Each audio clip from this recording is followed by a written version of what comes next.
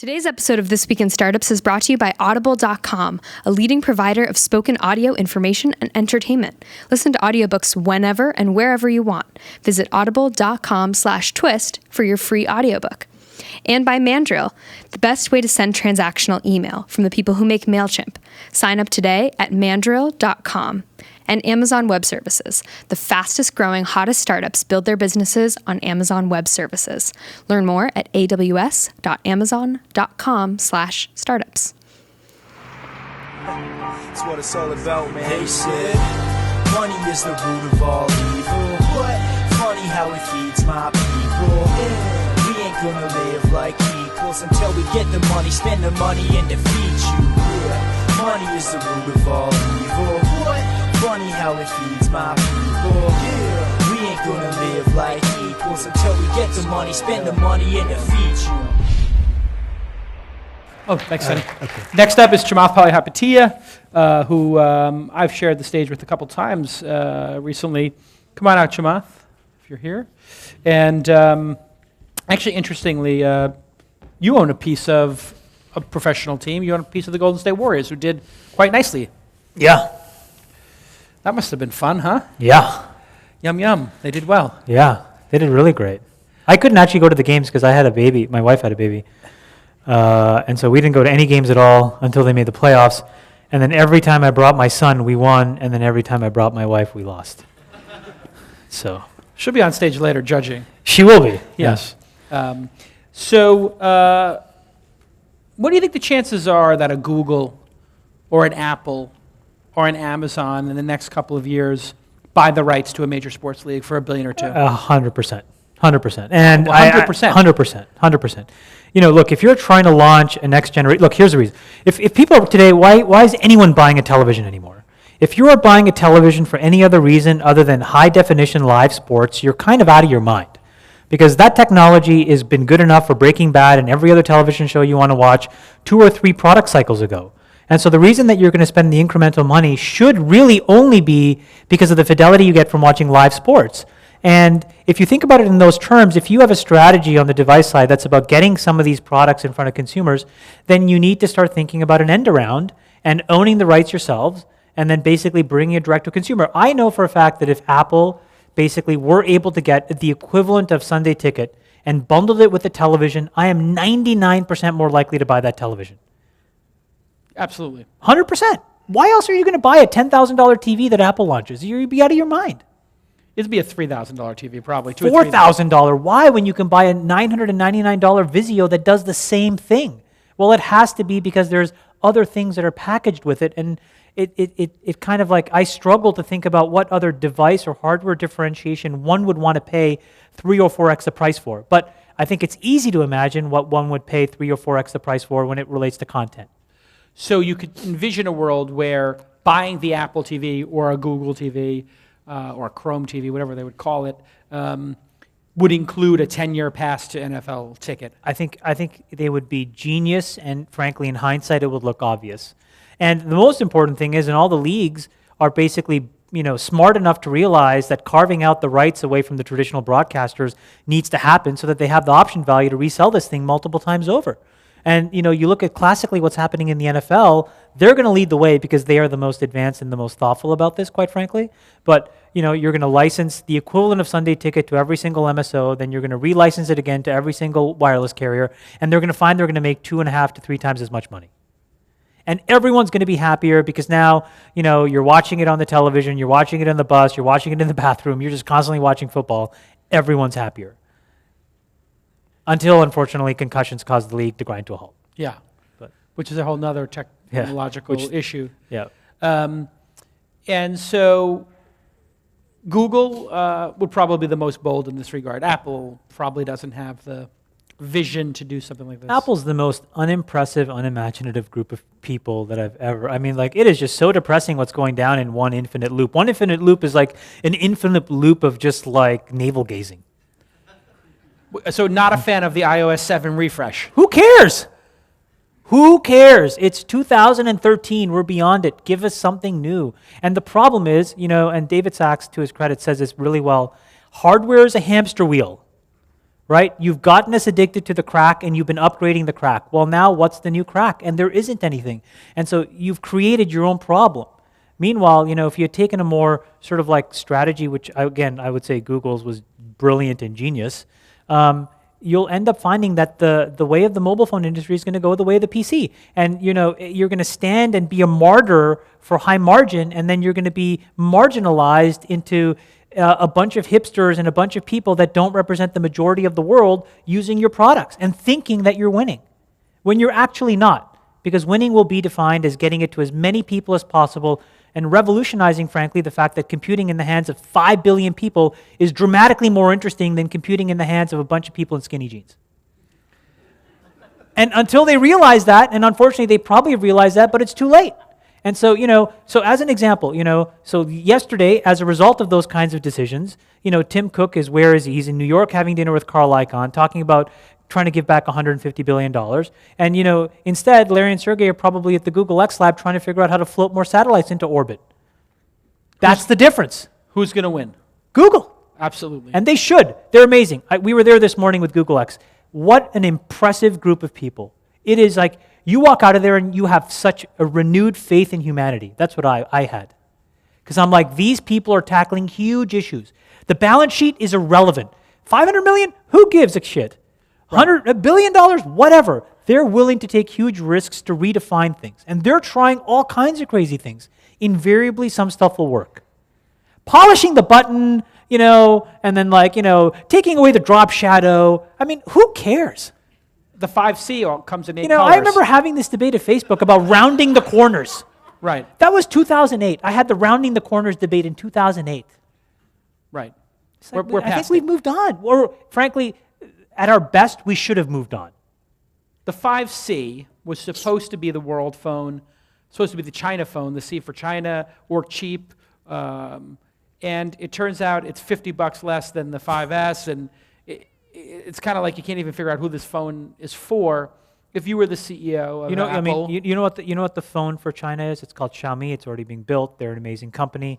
They're going to eventually dominate the Chinese market. There's an equivalent number of companies doing it in India. They're building $50 Android handsets. Android is a very powerful OS. It's good. It will get better. Unfortunately, this is turning out to be Windows versus Mac OS. Unfortunately, I say, because we all don't want to live in an ecosystem where it's 90-10 and we're moving in that direction. It would be much better for all of us if it was 60-40, 50-50, 70-30. But it's moving to 90-10, and they could have done something about it, and they didn't. Hey, everybody. What a great episode we're having. And if you are listening to this program, I know that you love to get smart and you love great audio content, and that's why you will love Audible.com, audiobooks.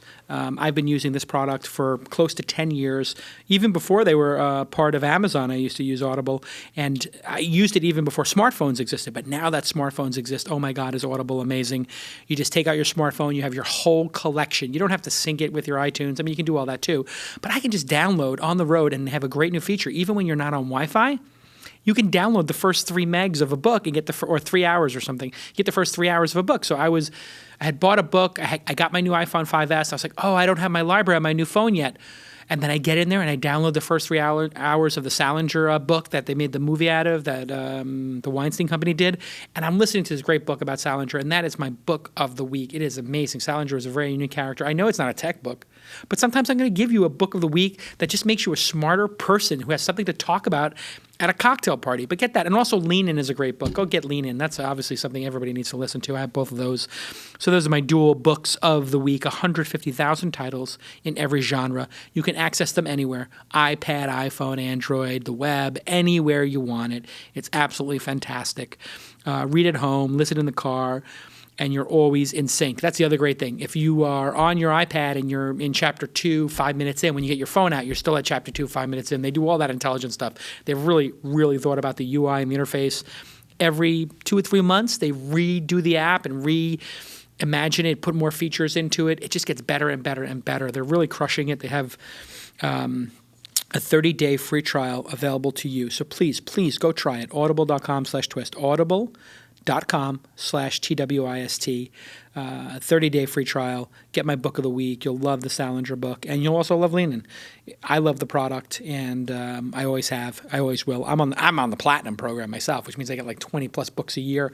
I have 140 or 50 titles in there. Go follow at @audible_com, at @audible_com on Twitter, and thank them. Let's get back to the program. So if you were CEO of Apple, what's Standing on your high horse of margins. It's ridiculous. And if you have $140 billion What technology company has ever exchanged growth for margin except Apple? And you can say, well, it's worked. You're right. But when it stops working, you're fucked. Right. And $140 billion in cash, they're now... But it's not even cash, though. I mean, the effective value of that cash is probably 20 or 30 billion. It's trapped in a bunch of countries. You don't know what to do with it. You're incapable. Look, Maps is garbage. They knew for months and months and months that Waze was up for play. Where were they? Maybe they were there. Who knows? But who got it? Google. There's a whole suite of things that make a lot of sense that one could do if you had the bully pulpit of Apple. But you don't. Now, a simple example. iCloud is probably the most underwhelming, under-implemented product. If you gave it to me in 2 seconds, and I'm not that smart, I don't have an MBA, I would say, wait a minute, maybe this thing should be installed by default. Maybe it should be turned on by default. Maybe we should take some of that $140 billion, which are trapped in all these countries, invest in a bunch of data centers, buy petabytes and petabytes of storage, just give it away to everybody, and cache every single thing that happens in all of our users' lives for them for free. Forever. Oh my gosh, it's a game changer. Couldn't do it if they could, it's beyond them. Right. I don't want them to do that because I'm a Dropbox and Box stockholder. So, give me 2 or 3 years until we get public and we sell it. Then you can do it. But there's no risk. But Google, you're constantly thinking, what could they be doing? So when we look at companies, never at any point do I think to myself, oh my gosh, Apple may be doing this. I think to myself, okay, who cares? What could Google do to screw us here? Right.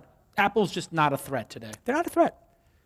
Now they'll launch a TV, they'll launch some other crap, nobody will care, and whatever. Life will move on. It's the end. It's not the end. It's just like they're just going to be this company that's caught in a hamster wheel, and because they focused only on margin, now they're going to be a slave to margin, and now they're going to be forced to do all these unnatural acts that happen when it's all margin focused. And that'll take them away from their core skill set, and that's what will cause them to trip up. And it's unfortunate because it doesn't have to be that way, but that's probably the way that it will be. Let's talk about wearables a little bit. We saw a lot of activity here. One product, the FILIP, the watch for kids, 100% of people with kids in the audience said they wanted it. Great product. What do you think of that product? Great product. That's a product Apple could make in 2 seconds. What's so interesting is when you look at John, John is a great entrepreneur who was brought into that company and who's managed in 18 months to launch something that's actually quite clever and in many ways does something that's so interesting, and in some ways very Apple-esque, which is they've captured this psychological idea that all parents have, which is to give kids some amount of independence that gives you reassurance. Like any of us who are parents, it's so interesting, but we try to harbor our children every step along the way, and it's amazing. When I looked at that product, I thought to myself, wow, this is the first time I actually feel like I'm comfortable with my kids running around the neighborhood. And so in some ways, John's success will actually have a really interesting ramification in how parents actually raise their kids. I don't think it's a safety product, oh my gosh, my kid's going to be abducted. I think it's more of a product that allows parents to actually allow their kids to be kids. And the other thing is, I think kids will love talking to each other on that device. If they program each other's phone numbers in, the kids will probably say, "Look, you have 4 to 5 numbers. Give me the 5th number to be my friend." And they'll be in the yard. They'll be, in the schoolyard calling each other. And I think it's going to be cool. I think it's awesome. And I think the product looks really beautiful for what it is. And the fact is, those guys got all that stuff done in 18 months. That's what's amazing. So you think the watch is the real deal when it comes to adults? I mean, obviously Apple's coming out with one. Google pretty much tipped their cards yesterday and said the Moto X factory would be making watches. To be honest with you, I think like the watch isn't all that interesting because I think it's a very linear extension of what we've been doing today. So, we took a pedometer, we took an accelerometer, we took a gyroscope, we packaged it up, we put it on our wrist. Then someone clever said, well, it doesn't necessarily be on our wrist, it can be on our, so then we produced necklaces and this and that and the other thing. And then someone said, well, maybe we should put it on our wrist. And then someone said, well, now that we have a higher, XYZ, we can have a larger battery. So that means we can do a couple of other things. We can stick a couple of radios. So in many ways, all we've been doing is just very, very much iterating on the meme, on the theme. And I don't think what we've seen yet is where wearables and sensors take a leap forward. And it doesn't necessarily have to be something that's completely magical, but it has to be something that is productized in a way that we're not used to seeing. And I know of one company that I think you're going to see stuff in the next 8 weeks. And I think people will say, wow, that's just very different. It's taking the exact same stuff, but re-envisioning how this stuff affects people's lives and how you can wear it and use it every day. And I think that's the challenge that is more interesting to solve. Is this the company with the shirt? That's it, yeah. Okay. Yeah. We'll leave it at that. Yeah. A shirt that can do your breathing, can do your heart rate, can do your galvanic. Shorts, yeah. Yeah. Power output, wattage, all this kind of interesting stuff. Optimizing workouts, injury prevention, rehabilitation, all kinds of really interesting modes. Working out is a really great experience. All that stuff is just, there's a lot more things that I think you can do that are magical that take the same simple set of things.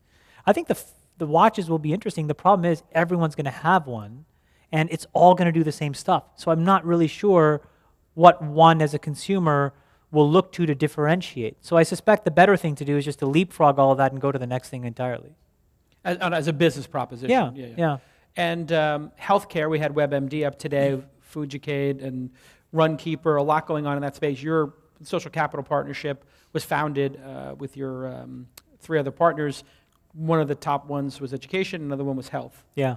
And we talked a little bit about delivery of services with WebMD. They started I think the most interesting trend that people don't understand is the fact that sensor networks, while interesting in the consumer context purely as a fun application, there's way more money and way more value in applying and building these sensor networks to improve health outcomes. And the interesting thing about it is that you get paid in a way that is unimaginable. So, now there's a huge sort of like flight in the venture landscape of people trying to fund enterprise businesses because people love SaaS because they love recurring revenue. They love all of these annuity-like businesses because of the quantity and the predictability of the revenue that's generated. Well, it exists in the consumer world. It just exists by working with payers and providers, hospital groups and insurers to actually do some fundamental things around disease management. And so a simple example is, we funded this company called Propeller Health. And again, this is what's so beautiful about it. It's got a very, very elegant little sensor. It's just a Bluetooth sensor that sits on top of your asthma inhaler. But every time you use it, it's collecting all this telemetry, all this metadata, and it's bringing it to the phone, which sends it to the cloud.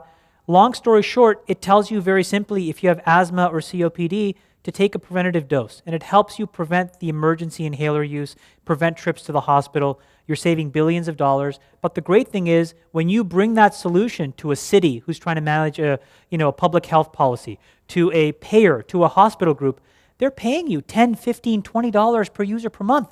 I mean, hundreds of dollars across millions and millions and millions of people. So when we saw that, we're like, oh my gosh, we should be doing a lot of stuff in sensors, but applied to these more practical outcomes around disease management. So we've done asthma and COPD, we've done diabetes, and they're working. What about delivering doctor care mobily and virtually? There's a really, really interesting thing that we've done with Mayo. So Mayo basically, what's interesting to note is when you look at sort of like how people die in the hospital, which is never a fun thing, obviously, to talk about, one of the interesting things that jumps out is a lot of the mismanagement of care happens in an ICU situation. And the reason is because when you're in the ICU, you have all kinds of things hooked up to you, you're collecting all kinds of information, and as you can imagine, it creates an information density problem with the nurse and with the doctor. When you have 100 different things to look at, what should you look at? And then how do you triage when something goes up and something goes down? And as a result, there's a lot of unfortunate sort of mismanagement of care that happens in an ICU setting that leads to death. And so we asked the question with Mayo, how can one think about this problem differently? And so we found a way to basically collect all of this stuff and filter it, create really simple dashboards, understand, depending on the types of reasons why you're there, how to think about what things matter. And now we're going to take that and we're going to implement it in Google Glass. And now you can imagine that the doctor is walking the rounds and he or she can basically have this information which, again, using indoor Wi-Fi and GPS, changes every time you're in a different room. Oh, okay, I know. Now I'm talking to this patient. This is her conditions. I'm seeing it in my glass. I'm seeing it on my phone. And what happens is you have a simpler way to ingest and manage the information. The outcome is these people live. To me, those are much more interesting, fun things to work on. Because it's not a rat race where you're trying to build a phone where 95 other people are building a phone or a watch or whatever. It's just like, that's just hard. That's the hamster wheel. Right? And the beautiful thing about these sensor networks and these and wearables in general is to think about the abstraction of the data and the business model around the data and basically divorce yourself of the hardware requirement and have it relying on some other great big partner like a Google or a Samsung who will continue to spend billions of dollars on doing it. And now what we can do is we can sit on top of it and do really interesting, useful things with the information because we understand the actual business problem. What do you think, young entrepreneurs coming out, doing their first startup, going into an accelerator, raising money off of AngelList, what's your advice for them? It's easy to say, focus on a very important project, but don't these important projects sometimes take an extraordinary amount of capital? They're harder. I think big ideas are... Or is that not true? I think big ideas are not necessarily correlated with lots of capital. I think big ideas are generally more correlated with a very different kind of mindset and a different kind of ambition. My issue with accelerators is that at their best, they need to be extremely small. And the reason is because it allows you to basically be intimately involved with 4, 5, 6, or 7 companies, a network of folks that are involved with 4, 5, 6, or 7 companies, and the outcomes are just much better. Like, example, when you look at Y Combinator, when they were at their best, it's when they had classes of 6 or 7 folks, not 67. Yeah. 67, what is that? It's hard. Much harder. Now you look at Rock Health with 6 or 7, 8, 9, 10 companies at a class. I think it has a much better chance of germinating really big successes because you can be more intimately involved. And then you can coach them to be really ambitious. Otherwise, what will happen is you invariably have to pick a winner way too early, right? You have no idea who that is. And the byproduct of it is just a bunch of companies just spin their wheels. And then what happens is you all are forced into this pressure-packed situation of pretending you know what you're doing. And so you focus on the stuff that doesn't matter as much. Presentation skills, negotiating terms of a term sheet. And now you walk out and you're an expert in doing a 3-minute pitch, but you don't really know what you're doing. And I think it's really problematic. So on the one hand, it's great because it pushes a ton of people into taking risk much earlier and in a different way that they would have. So that's wonderful. But it would almost be better if we had like 100 incubators with 7 companies each than 4 or 5 with 67 each. Absolutely. AngelList syndicates. Big news over the last couple of days. Kevin Rose just broke $1.1 million in these. The unbundling of venture capital. You're new to venture. Well, actually, that's not true. You worked at Mayfield for. Well, I'm not a venture capitalist. I invest my own money. Okay, but you have a fund. Venture capital is a job. Okay. But my fund is a vehicle for myself and my friends who have a shared view of the world. Okay. It's important. I say it because I really believe it. That's what we do. We don't make decisions based on, some random group of folks like pension fund asking me what to do. I do things because I think that I can affect change in a way that allows us to have impact. The byproduct is goodness. Second is change. Third is money. Hey, everybody, what a great episode we're having. And I am so happy to have Mandrill app as one of our, or just Mandrill, as one of our sponsors. This is transactional email from MailChimp. We use it here at launch. So for the hackathon that we're doing, hackathon.launch.co, everybody who signs up for the hackathon gets a little Mandrill transactional email. Hey, you've signed up. Hey, you've been approved. Hey, you're part of this team. That's what transactional email is. All those little emails that web services send you, your website, your mobile app, that tell you got a new friend relationship. Oh, somebody left you a message. Somebody replied to your comment. Oh, password reset. If your password reset, just that alone, if you can't get that right in your app, you might be losing tons and tons of customers. And you've already earned those customers. So don't blow it and lose them because you don't have a great transactional email partner. Mandrill is that partner. They have servers all over the world, so delivery is instantaneous everywhere you go. And you can monitor all this with their real-time analytics on your iOS or Android device or on the web so that you can make improvements as you go. And they roll out new features literally every week. one of the best A/B split testing. So you don't have to do this split testing, have your developer spend 2 months building split testing. It's built into the product. And that's the great thing about this company. It's the company that brought you MailChimp. They constantly improve their product, and they constantly, maintain the price. So they're not like asking you to pay more for all these new features. They just give you more and more features, and boy, that builds loyalty. People are so loyal to Mandrill. Pricing is incredible. First 12,000 emails a month are always free. After that, you pay based on usage. No feature gating. That's right, no feature gating. All the features are available to all users, and you only pay for what you use. So if you don't use it for a month, you don't pay. If you use it a little more that month, you pay as you go. Super easy to get started. And again, we use it here. Sign up at mandrill.com. That's right, a man with a drill. Just think a man holding a drill. MANDRILL.com. Thank @Mandrill app on Twitter for being relentless supporters of This Week in Startups, the program that you and I enjoy so much being part of. And I really do love doing this show. And I'm really, really happy to have MailChimp and Mandrill app supporting me for year after year after year as we all learn how to make better products. And, Mandrill will make your product better. And they love the show and supporting the entrepreneurs on the show. So just kudos all around to my friends at Mandrill. Let's get back to the program. Right. So it is a different perspective. But venture capital in general, something's changing. It's great what's happening. I think syndicates is a really powerful model. Why? Because I think what's going to happen is it's going to unlock a lot of new classes of entrepreneurs to think about getting their ideas to the market in a much more different way. Where now what really separates you and your ability to bring a product to market is just the distribution of getting in front of enough like-minded people. It's almost like a click-through exercise. Like if you're running online ads, you show it to 100 people, 1% click through, maybe 0.5% converts. Okay, so now I need to send it to 1,000 people. Similarly, I think now you're reducing the venture funding model to that in the earliest stages. The big risk that it creates is that there's still going to be a lot of unfortunate corner cases that get created that have to get managed. So this is one thing you and I talked about. So on the powerful side of syndicates is now you can equivalently basically create a synthetic A.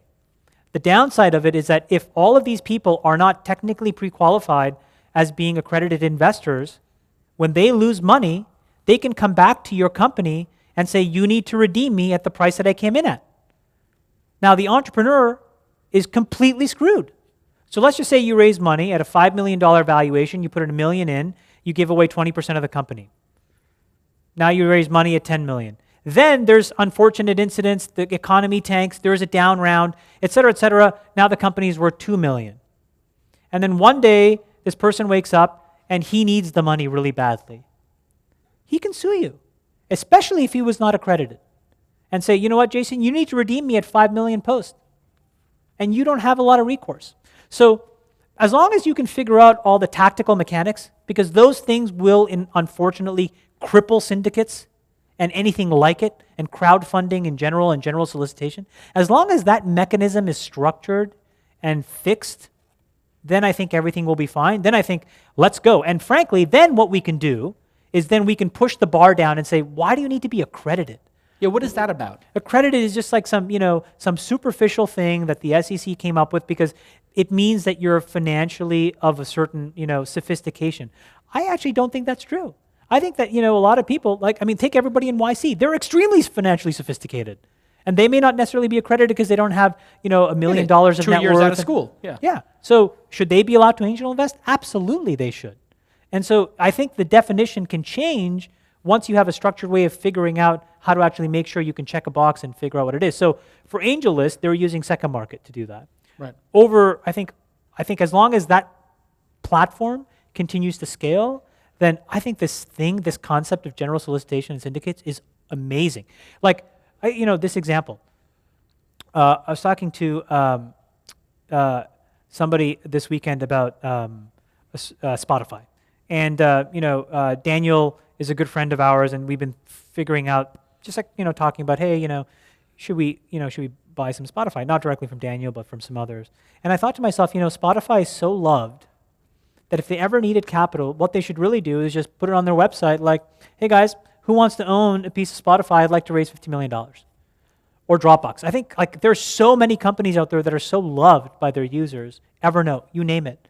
Yeah. that you'd clamor to be able to invest and help them and own a piece of the company of the product that you use. And so when that dynamic gets to like, full maturity, that's huge. Even in the enterprise, it makes sense. If you're like a big user of like Tengen and you don't want Tengen to go out of business and they need to raise $100 million, why wouldn't you put in $2 or $3 million from your balance sheet?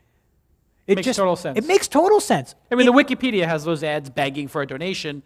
If it was a for-profit company and it was Evernote, just, hey, buy one share. If I'm buying, $100 million of pure storage equipment, that's a wonderful company that can raise infinite amounts of capital, but they could decide at some point, okay, you know what, my 10 best customers are allowed to put money in. In many ways, when you look at what EMC did with this new spin-out, the Pivotal Initiative, right? They came in, they brought a founding partner in GE. That's basically the model. It's like, here's my first customer who is also now on my cap table as an investor. I think that model really makes a lot of sense. So you can expect now, for example, like, wouldn't it be great if on Kickstarter, buy this product, own 1% of the company? Buy this many products, own, 4 shares of the company. Fantastic. It's fantastic. And the jobs bill and this crowdfunding bill is supposed to do that, and we may see that in the coming months if it doesn't get shut down. I mean, the government, well, that's another long story. Well, the government is, yeah. They're completely useless. But the government got shut down today and the stock market went up 1%. I think it's because we've realized, what's interesting, is we're in this really interesting shift. The center of power is here. Make no mistake. I think we've known it now for probably 4 or 5 years. But it's becoming excruciatingly, obviously clear to everybody else that where value is created is no longer in New York, it's no longer in Washington, it's no longer in LA, it's in San Francisco and the Bay Area. And when you look at sort of like how markets react, to things like that, and when there is no reaction, it should be taken as a very subtle signal that the power dynamics have changed. Because markets value meaningful events, markets discount meaningless events.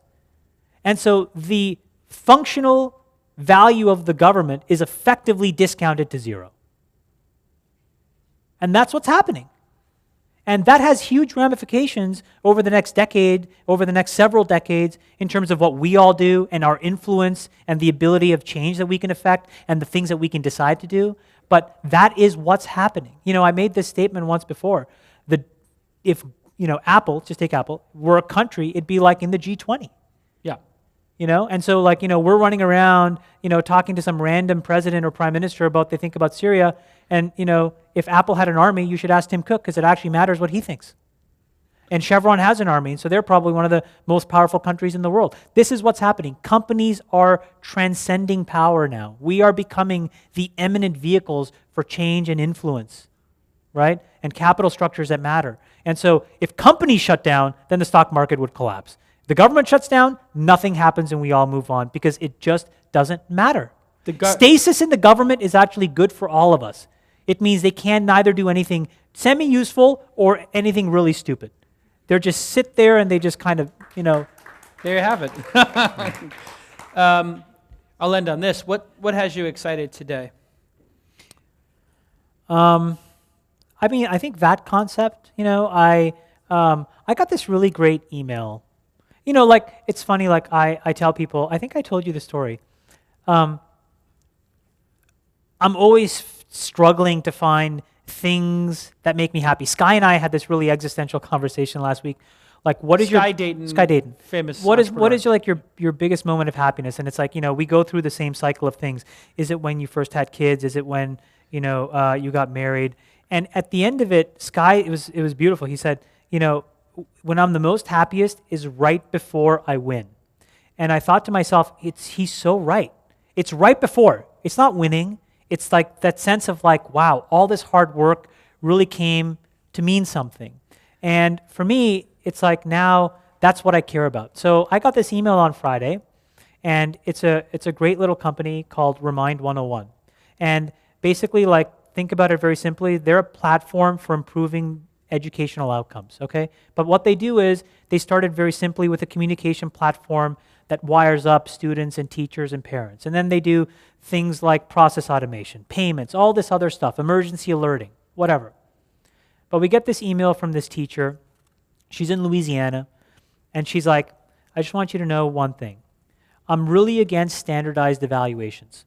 she says. As a teacher, I don't believe in it. I don't think it helps. But I also want you to know that I got my standardized evaluation, and I was in the 97th percentile of all teachers in Louisiana.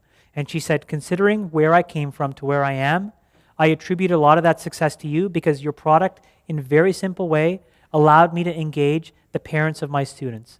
And when parents give a shit, they actually have a huge impact on what their kids study, how they study, what they care about. And then that has a huge impact on the fact that they actually learn. Now, is that measured? Can I measure that today in market cap or anything? No. But I don't care. But I think like 5, 10 years from now, that email to me says, oh my gosh, like this company could be so meaningful and impactful.